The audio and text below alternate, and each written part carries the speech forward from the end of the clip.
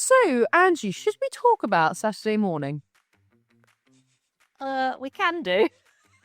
But you're going to be embarrassed because on Saturday morning, Annie WhatsApped me and I was lying on the sofa with a bit of a sore head and she wanted to tell me about watching the Downton movie. It was great. I spent my Friday night watching the Downton movie with Mum and Dad. And a bunch of very charming OAPs. Welcome to Too Young for This, Too Old for That, a podcast where the generations come together and collide and compare, and we explore all the differences and similarities that make friendship across the generations a fabulous thing. I'm Annie Lewis, a 23-year-old actor just starting out. And I'm Anji. I'm a 53-year-old osteopath who used to be a banker.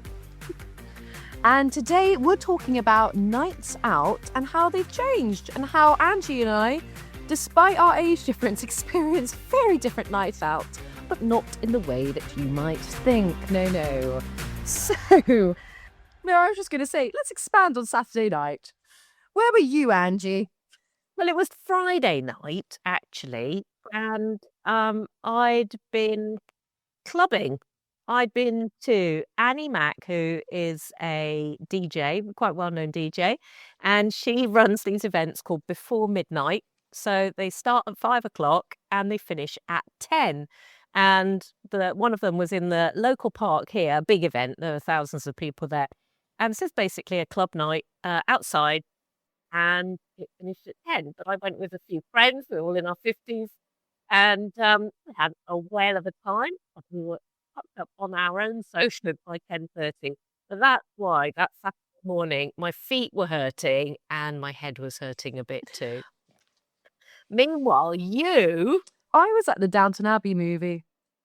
And I was so excited for this movie that me and my sister had rewatched the Downton Abbey series, and then we rewatched Downton Abbey #1 and then Downton Abbey #2, all in preparation for the grand finale. So I was up to speed, ready for all the Easter eggs hidden in the film.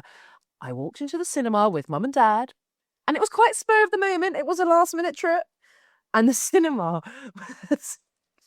Okay, I have to admit, even I was a bit like, oh my OMG. The cinema was filled with, like, lovely OAPs. Like, honestly, after me, my mum was the next youngest person there. Okay. And it was one of those, like, movie experiences where, like, people react and talk. So, you know, like, when something terrible happened, like, you know, Lady Mary slept with a man. Spoiler. Everyone went, oh my gosh. And I was one of them. Goodness. So a real contrast there. Can I just say, I've never watched an episode of Downton Abbey. Shut up. What? No. What one? Not one. Oh, Angie, it's fantastic. We're gonna have to pick up. We're gonna have to do a whole episode on why I haven't. Or do a watch party episode. Really? Oh, yeah.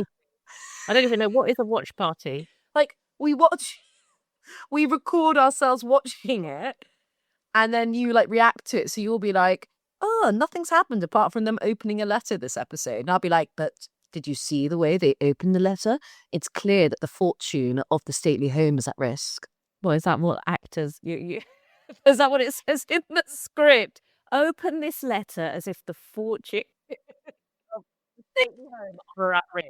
No, it's like this. They, like, open the letters and they are like, no, they're like this. They're like, do do do do do do do do do, and then they, like, It's like an Indian film. cut to credits. Okay, let's get on with today's episode. So today we're going to be exploring how nights out have changed then versus now. So I started going out in the 90s, probably, once I went to university. And here we are somehow in the 2020s.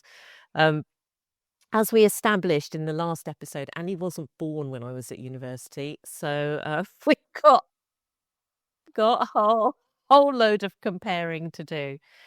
How does a night out start these days, Annie? I mean, I am probably the worst person to describe this because, as we've established, I'm not a partier.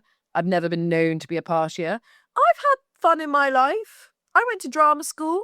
I have cool actor friends, but even then I was notorious for not being the one that went out. So, but from what I've gathered, basically from the We need to from get the a real young person on no, this. no, no, from the nights out I have gone on, because I have been on some. It's like you go to someone's for prees, and prees are essential. Like, you can't show up alone. That's the social anxiety can never. You go to somewhere for prees. Yeah, it's scary. So you go to somewhere to prees, usually like, with the girls or whatever. And you go and you have a few drinks, or, you chat, relax, and you all toodle over together to the pub or wherever you're meeting, or the party, have the social event, and then usually you might have a friend staying back at yours. Like, we always have, like, the spare room, and I like to order a Domino's, and then you chat about the evening, and you're like, oh, that was fun. Okay, so tell me about prees. So, we didn't have prees. We just used to go out. But like, what I don't understand about that is like, so you just went from like sat at home to straight out. That feels like a very We would have had prees in the pub if we were going clubbing or somewhere. Oh, see, like, I don't know. I have friends who love clubbing. I'm not a clubber. Like, we would have the nights out I've been on. I don't even know whether you can call it that. Would be prees before the pub. Okay, we would not. Yeah. Because I don't, because I think clubs aren't, maybe this is a COVID thing though. I've never been a big clubber. I think I can been to like We're going 3 to have clubs. to go clubbing together, Max. I would go clubbing with you. I think that would be fun. You don't know. What awful. But then we could do an epic episode about it. We have to do that. So yeah, so I wouldn't, back in the days, we wouldn't have done a pre, I don't think. I think maybe because it would have been 2 reasons probably. Number one, drinks were cheap, right? So you didn't need to save money, because I watch my sons and they are saving money by having pre. Yeah. So drinks were cheaper, but also just the communication and trying to get things sorted just would have been a nightmare to organise 2 whole things. So how do you organise prees? How does that work? Just group chats, just a group chat. Like you just have a WhatsApp chat or something. So this proliferation of group chats. Yeah. So we didn't have that. So how did you get anything arranged? Well, you would see somebody during the week and you would say, shall we go out on Friday? Yes. I'll meet you in the pub at 6:30 or 7 or whatever. And then you had to go to the pub. That was it. See, if you said that to someone today, I think you would never, without checking on like a text or something, go to that pub and assume that was confirmed. But we didn't have phones.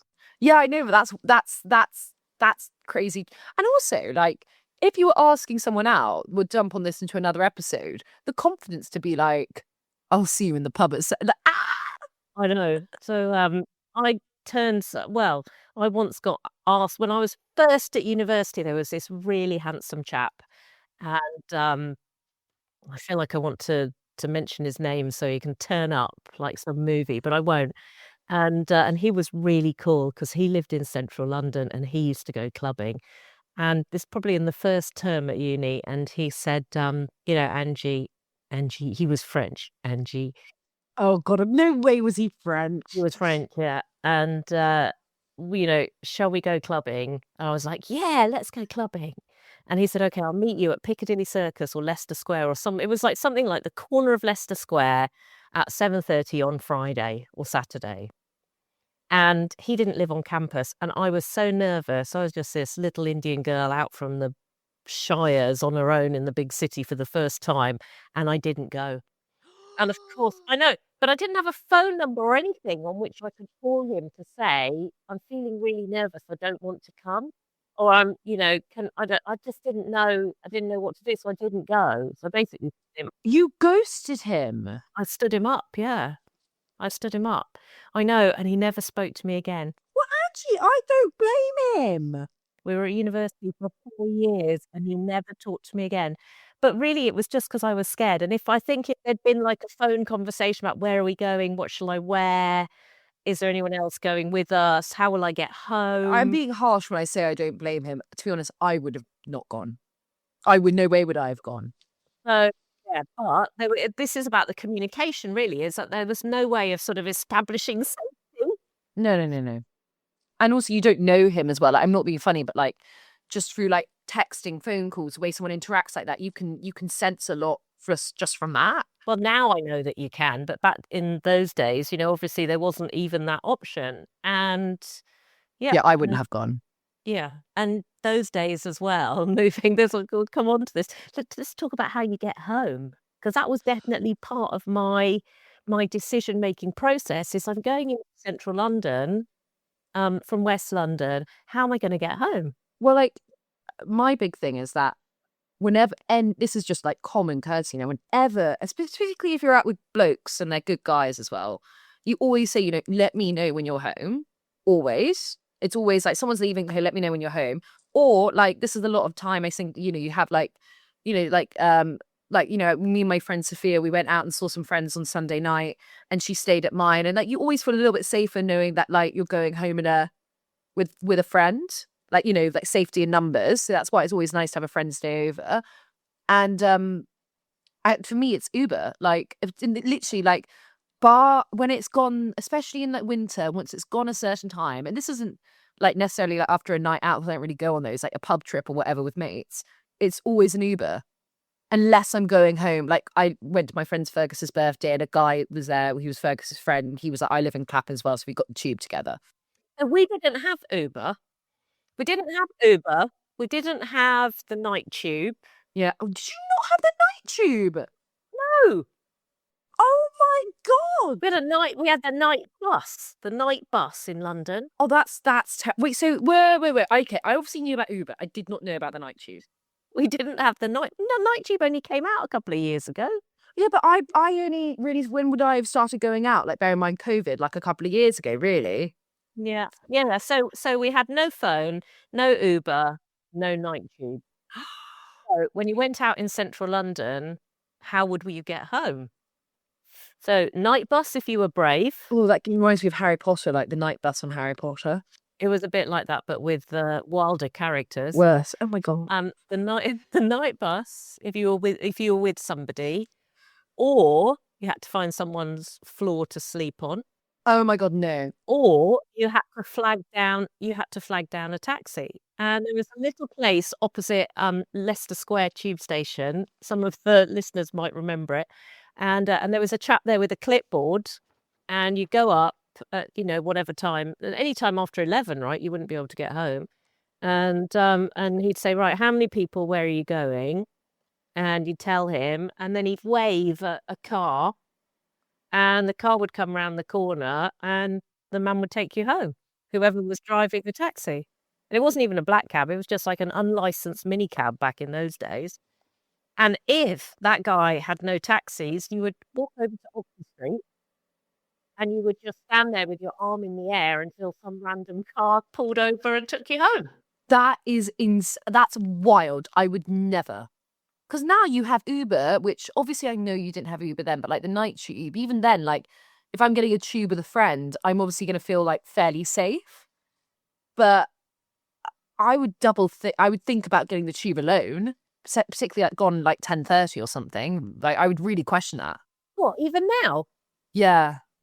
Okay, we'll come back to that. So it was much riskier, right? Much riskier. And really risky. That said, it still went out quite a lot. You just had to make do. Oh, I think that's scary because now you have like, well, even just on Uber now, you have so many safety precautions. Like your friend can track your ride. Yeah, and it's interesting when I think about it, and even I've got two sons, but I track them coming home.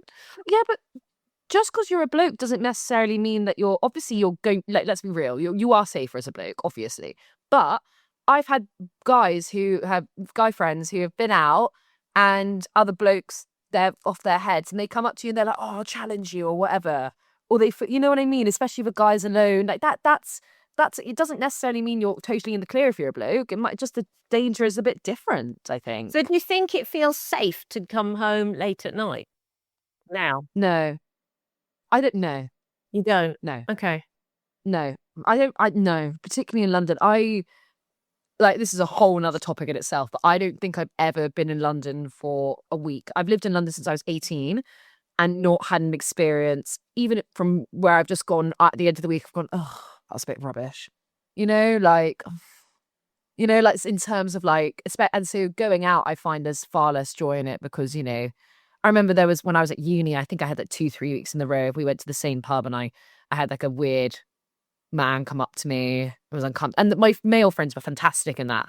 But it's just, you kind of just go, oh, there's just no joy in it. There's no joy. Because I'm just sat there feeling like, ugh, a bit rubbish. So yeah, like you know, the best part for me, not the best part but like the relief at the end of the night, knowing, but like getting into an Uber and being like, I'm just going to get to my door and I'm going to be safe. I find it really stressful otherwise.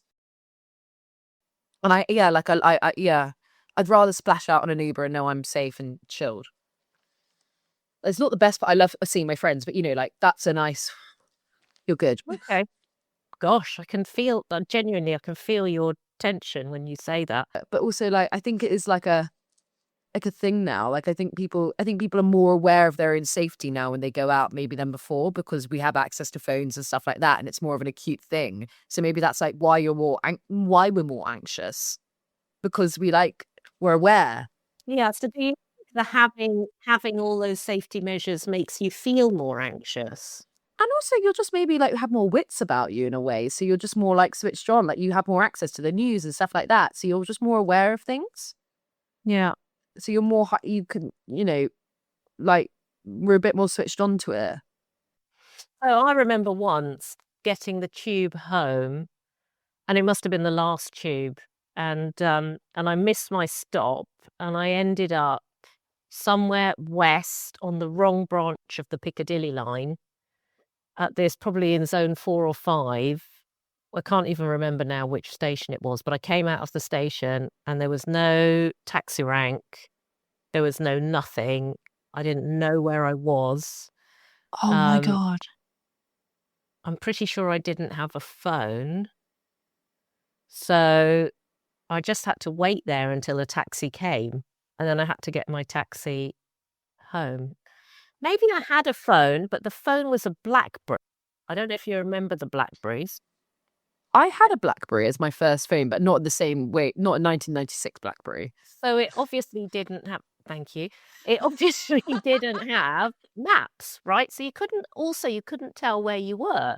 Yeah, If yeah, you think yeah. now about Google Maps, I couldn't tell where I was. I didn't have access to an A to Z in my bag. Which I've now learnt is a map, not the alphabet. So Annie didn't know, before as we were prepping for this, didn't know what an A to Z is, dear viewers.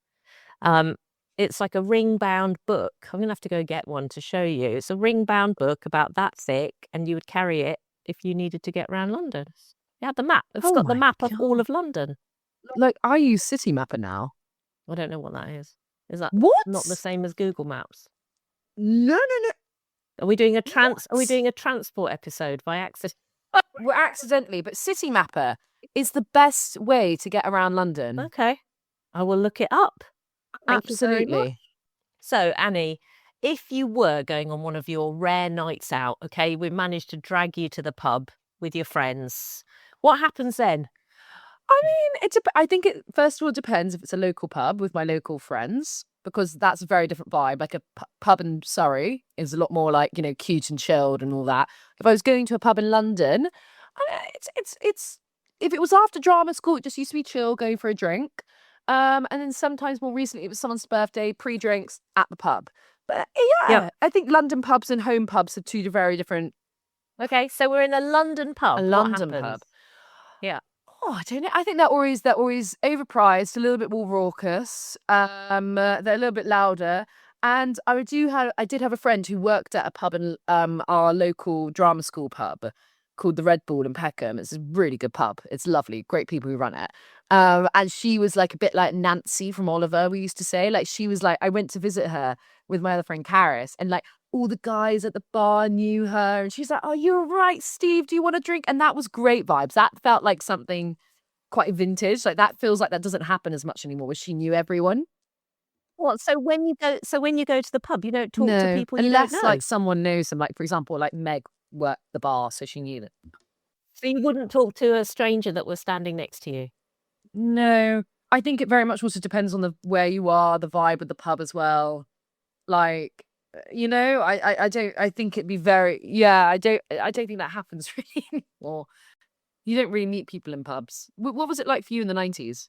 I meet people in pubs now. In the Do 90s, you? definitely, yes, of course you met people in pubs. You just Maybe this is a me thing. talk to the people round you, the person next to you at the bar. I mean, I suppose I talk to everybody, as you know already, but, you talk to the person that's next to you at the bar, you chat to them while you're there, you Yeah, but I wouldn't like the village pub Yeah. because that's like everyone knows everyone, and it's like it's a bit different. Like like in the village pub, like you kind of are like, oh yeah, I went to that school. Like it's completely different vibes. London, I think it's a whole different beast. Okay, we're gonna have to add that onto our list of things that we do as well then. Make me go speak to people in the pub. Yes, because what's going out that brings us nicely onto, what's going out for? I think it's totally Like, I had a great night out a few weeks ago for my friend's birthday. He arranged like loads of friends in different groups to all come to a pub in London, and that was lovely, and that was so nice. I got to meet like an extension of his world, and I loved that. So I think like that's what I love is like when you go to a night out and you kind of don't know what to expect, and it ends up becoming a really lovely social occasion. Your social circle becomes wider. That's the best kind of night out. I don't love night outs where I feel absolutely emotionally drained and exhausted, and I feel like my whole next day is ruined. I don't love that. And I've accepted that. Mm. So a night about connection. But what I see now, so that was a sort of connection night out, you and your friends. But what I see now, and it's not just going out, isn't just about going out and drinking, is it? It's about going out, theatre, music, whatever, all the things. Um, what I see a lot of on Instagram is sort of like performance going out. Yeah, I agree with that. Why? I Why? agree with Why are that. we doing that? Why are people doing that?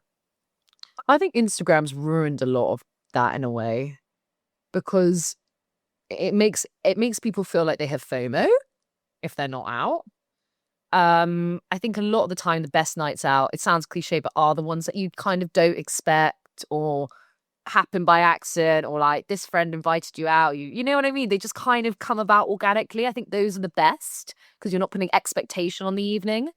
Um And I think just like socializing in general on Instagram becomes so much more like I'm here with this person. Look at me, I'm out, or it's to make someone jealous, or it's to show up for an ex, and it's like, oh, is that a bit like exhausting? Like, Who feels it? And you notice, I don't know if you ever go and watch live music, but you go to a concert and everyone's got their phones up. yeah, And so they're sort 100%, of watching the concert through their phone. yeah. And do you ever go back and watch those videos realistically? I went to see Coldplay a few weeks ago with my son, and there's 2 little clips, but you're right, they're probably 15 videos or 20 bits of media altogether, and there's 3 that I've watched again, and it's where we're both singing and we're both really happy, and then one bit where the fireworks are going off. So yes, those I probably will, Yeah, but that's special. That's but the rest special. of it I don't need.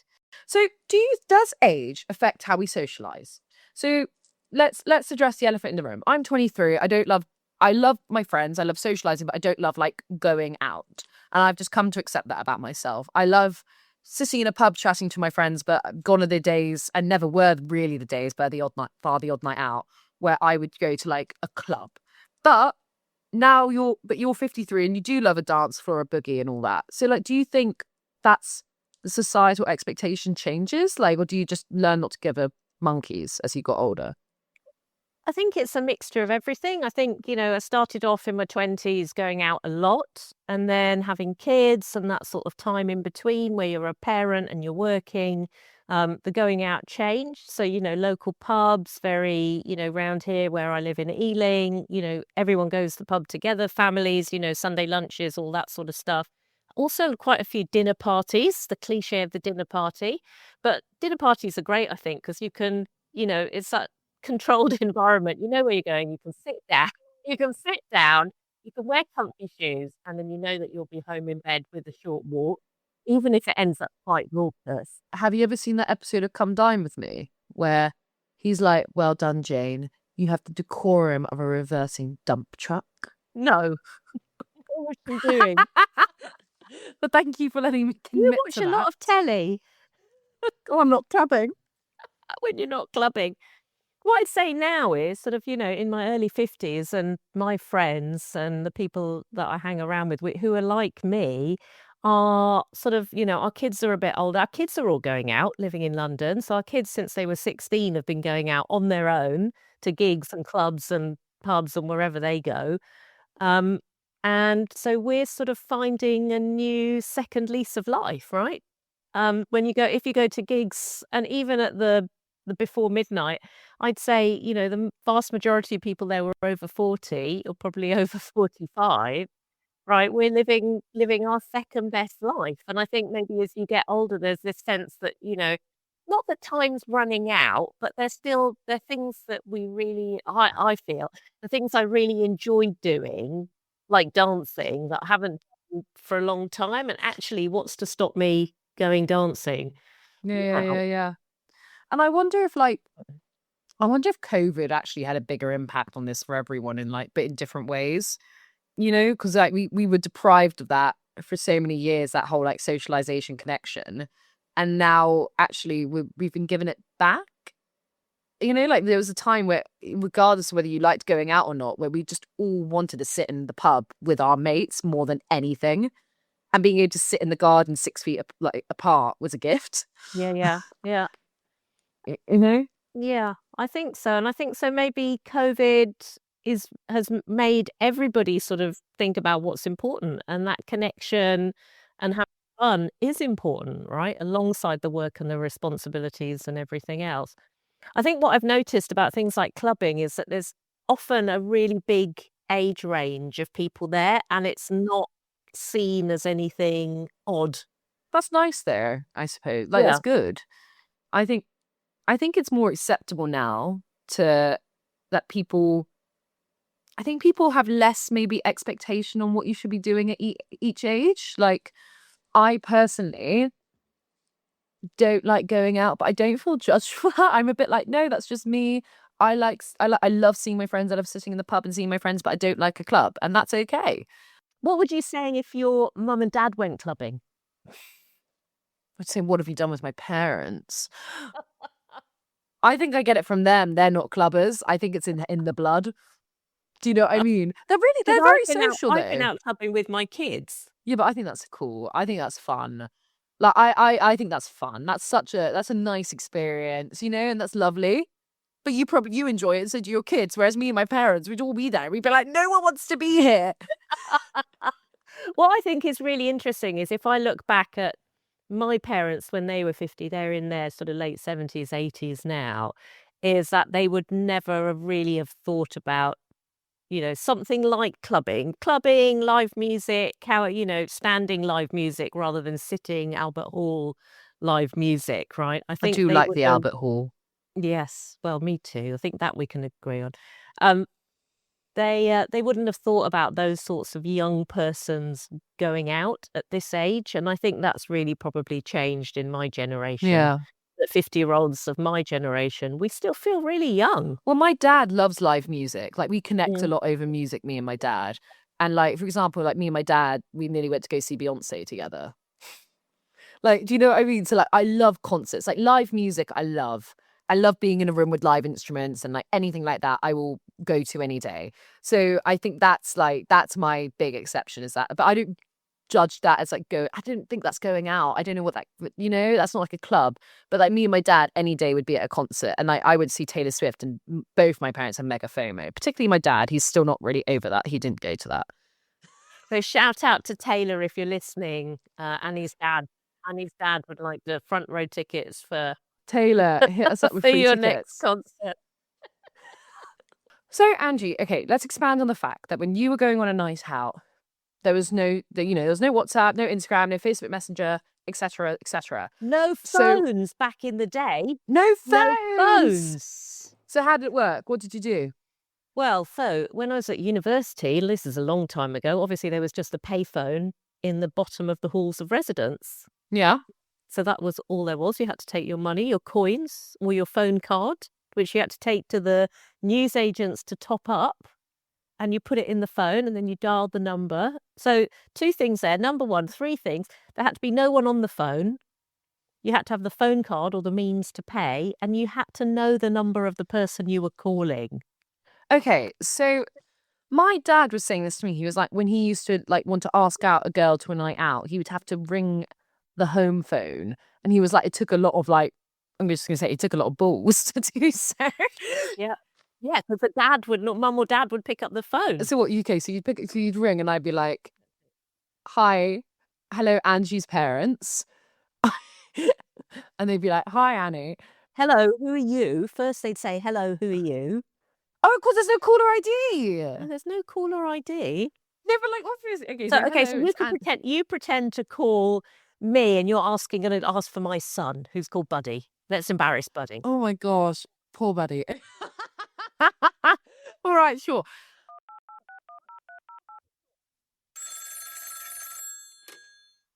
Hello, Hi, hello. who's this? It's Annie. Annie who? Sorry, Annie? Annie Lewis, Buddy's friend. Oh, okay, Buddy's friend. And then you'd have to say, can I speak to Buddy, please? Is he home? Oh, can I speak to Buddy? Oh, okay. Poor You'd like to speak to Buddy. Buddy? All right, let me see if he's in. Buddy? Buddy, it's your friend Annie Lewis? This is awful. No. Then I'd go, probably, who's Annie Lewis? Who is she? Why is she calling you at this time of night? Blah, blah, blah, blah, blah. Horrific. And then I'd pass and I'd go, here you go, here's Buddy. Okay, so like, I think that's absolutely harrowing. Harrowing. So that's what your dad means. That's worse than a call card in Pride and Prejudice. Than a dance card, sorry. You know those dance cards? That's worse. Now, like, honestly, it's horrendous to even text first. Let alone call and go through the mother. Like, no, but you're like, oh, I don't want to text fast.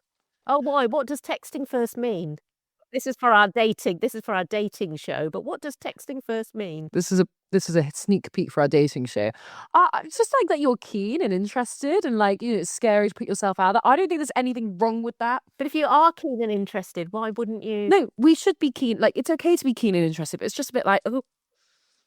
It's just scary. It's like, oh. Okay. So you had to go, and then if you were out somewhere and you needed to call someone else, you had to go and find the payphone. What if you didn't know their number? You said to me, are they the box things? Yes. They were a box that you go in. You know, the red, these? Yeah. The payphone. But then you'd need to have change in order to put the money in, and you'd need to know the number of the person you were calling. And you'd have to know their number. Yes, it's a miracle we went out at all. Oh, dear God, it's such a faff, isn't it? So there was all that palaver before you even went out, but somehow we still managed it, and we managed to get home too. I was about to say it's a miracle the world procreated after that. I mean, it's terrible. I used my first cool payphone this week because my friend's a tour guide. We were out in London. And he rang the payphone because it's like a little bit on his tour guide thing. And he went, he heard that, the phone's ringing. And we went into the phone box and he was like, hi. And we were like, ow, you're using the phone box. Well done you. Like some retro technology. Yeah. I've got a question for you though about going out, and it's a bit more serious in a way. Yeah. Lots of people of my generation will have read about this in the papers.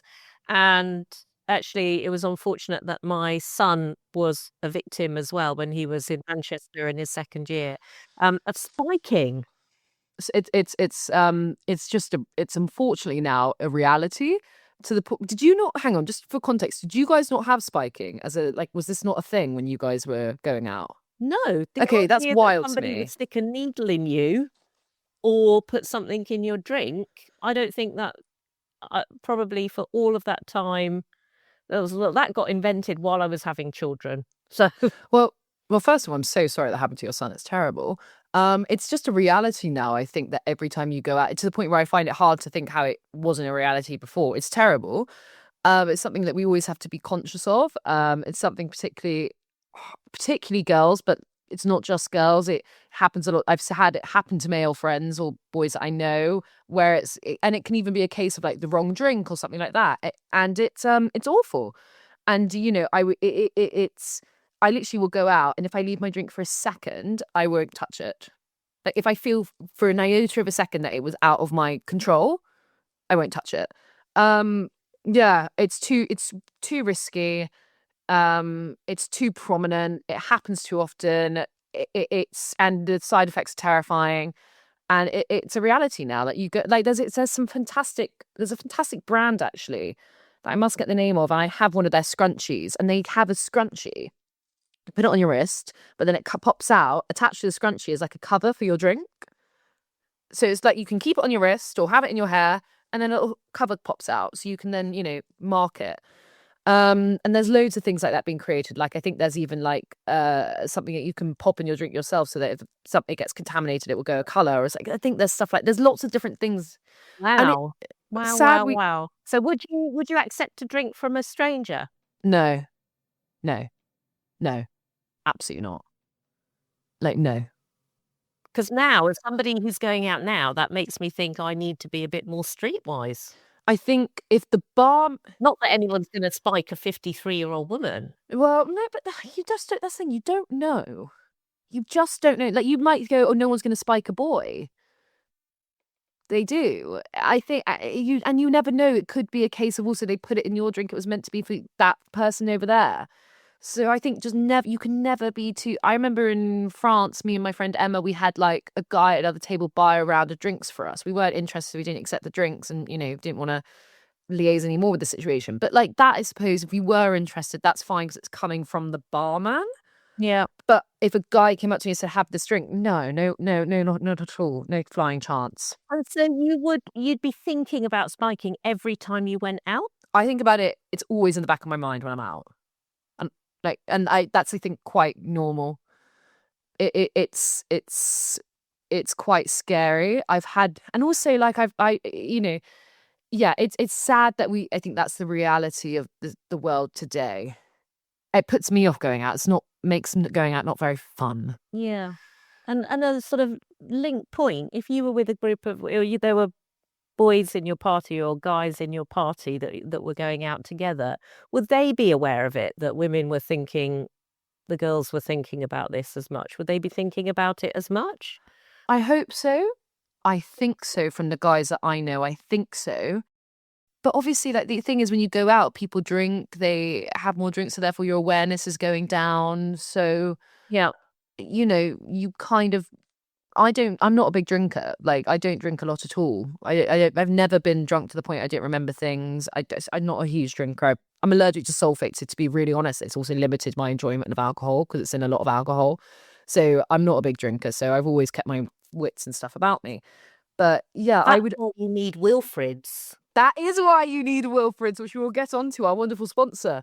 But I think it's hard. I think the boys are definitely more self-aware today than they were before. And I think, also it's not exclusive to girls spiking. And especially if they're mates, they want to look out for you, That makes me feel really sad. The Yeah. whole spiking thing makes me feel really sad. It's happened to, quite a few people, children of my friends, like I said, including my son, and it makes me feel, and, thankfully no one was long-term hurt or, abused in any way, but in a way that makes it just seem even more senseless. It's because it's, I think because also what people aren't aware of spiking is that you can easily have long-term side effects. It can just be react to your body. It's always going to be terrible if you're spiked. However, it can actually, consider yourself lucky, I suppose. Not lucky, that's not the word, but it's good if you've come out of it and nothing's long term. It can cause a serious damage. And people aren't aware of that. It's definitely, I think, me subconsciously part of the reason I don't enjoy going out. That's why when I do go to the pub with my friends, I'm with my friends, I'm safe. Everyone knows each other. You're at the pub, you're at the table. It's your grand, like you're okay. But if you're in, like, I remember one time, I was in a really busy like bar club thing in London, and to get from the bar you had to where we were, you had to go through this huge crowd of people and different ages. And I remember just thinking, this is actually just, I had my drink, like covered like that. But I just thought, like, this is just, if you're going to get spiked, it would be here, because how can you keep track of all these people around you? And so it just made it like incredibly unenjoyable. Oh, so that makes me feel sad, and seeing your face, that some of the best things and times that I can remember of going out were just about freedom Yeah. and being, literally carefree, Yeah. albeit to get home at night. And that some of those sort of situations have been tainted for you or come with anxiety? I didn't know that it wasn't something that you guys experienced. I thought, obviously, I know it wasn't like it could happen when you guys are out, but it's such a prominent thing for today's generation when going out. I find it hard to imagine a world without that worry and associating it with going out. It's a real thing because it's also so easy to do and it's undetectable. Yeah. It's completely undetectable, so no one can. It's very rare. I think people who are the spikers in the pub get. I don't know if that is that the right term. I don't know. They get held accountable because how on earth can you detect it? So, well, I've just looked it up while you were chatting, and there are loads of anti-spiking drinks covers. So there's several scrunchies. There are other flat caps that you can sort of put on your glass. Just type in anti-spiking drink cover into Google and loads will pop up if anyone's listening. And you can get them from anywhere from Amazon to Shein to anywhere. Okay. Oh, brilliant. Okay. So I've learnt something there too. And I think the important thing with that is like put your safety first and don't be embarrassed if you want to put a scrunchie on your drink. It's your safety and you want to enjoy your night out more. Yeah. Yeah. Who cares what anyone else thinks as long as you feel happy and safe? And that's a great message, right? Do your best. Do your best. Yeah, forget the rest. Okay, so as we wrap up today's show, Annie, one thing that made you feel too old or too young this week? Something I think that made me feel too old this week was when the girls in my class, I always play music, and they were going, "Oh, Miss Annie, can you play Elizabeth Taylor from Taylor Swift's new album?" And I was like, "Absolutely, girls," thinking I'm so proud they know this absolute Hollywood icon. And then they turned to me, big eyes, and they go, "Miss Annie, who's Elizabeth Taylor?" And they're jamming out to this song, and they're like, "Elizabeth Taylor," and I'm just like, "You don't know who that is." Why would they? But it did make me feel... Did you try and explain? I tried my best. I'm trying to introduce them to music culture. I'm going to introduce them this week to I Don't Feel Like Dancing. So that's going to be a big moment. A big moment. Okay. So the ancient hits. Oh, yeah. And maybe Walking on Memphis. I was thinking about introducing them to that as well. Mate, you're just rambling now. Sorry. Okay, you go. Anji, something you felt too young or too old for? So a few months ago, I was at a drinks party and I met this fabulous lady, Kinza, who is a I'd like to say door woman, but she's actually like a hostess at some of the top clubs in London. And we were chatting and I said, of course, in my 50s, my new thing is to go out, try and go out more.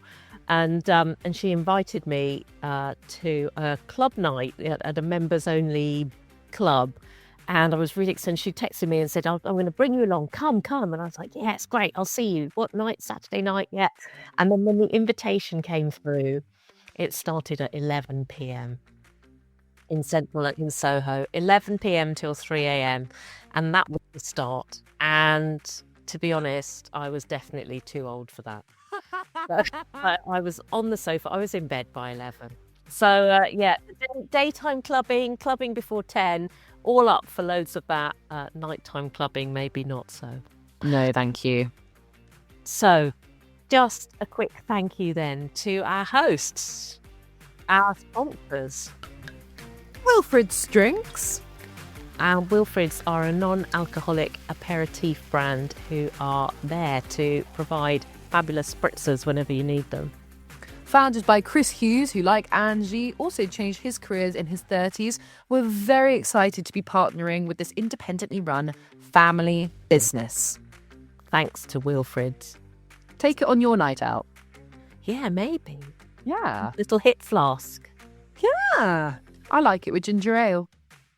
So, takeaways from this week. I think my real takeaway, and I wasn't expecting to say this, is that whereas in some ways it's much easier to go out, I'm sort of talking out, in terms of organising things, getting home, knowing what's out there and all those other things, but also harder. Spiking fears and worries, taking some of the shine off something that I really felt at your age was a big part of my life and was really a place to properly let my hair down. Yeah. What about you? I think my takeaways, I think it's actually similar. I think it took more of a serious turn this episode than what I expected. But I think also like a really positive takeaway is that like, who cares? Well, you know, if you want to go out and dance at 53, go out and dance at 53. And if you want to be at home in your cozy village pub at 23 or just watching Downton, do that. Just you do you and sod the age expectations on that. Exactly. Do your best. We're And forget the rest. Exactly. So thank you for being with us for this episode. We'd love to hear from you. What is going on in your going out world? Do you feel too old or too young or somewhere in between? Please drop us a message on our voice message app that's on our website, which is Too young. too old, the number 2.com. So head over there, leave us a message, and we'd love to read out some of your stories or thoughts at the start. And thank you very much for being with us today. Please let us know your thoughts on going out, whether you felt too young or too old, by heading over to our website, Too Young, Too Old, with a 2, number 2. We have a wonderful... We have a wonderful voicemail service on there where you can leave your thoughts and we can discuss them in another episode. I'm going to have to take you out, I think, Annie. Drinks in Soho. Well, prees, I don't think I can do 3 things. So no prees, drinks in Soho, clubbing in the East End somewhere. How about that? Okay, that actually does sound quite fun. I would go with you and I'll get you to watch an episode of Downton. That might be a step too far. Bye. See you next time. Crickets.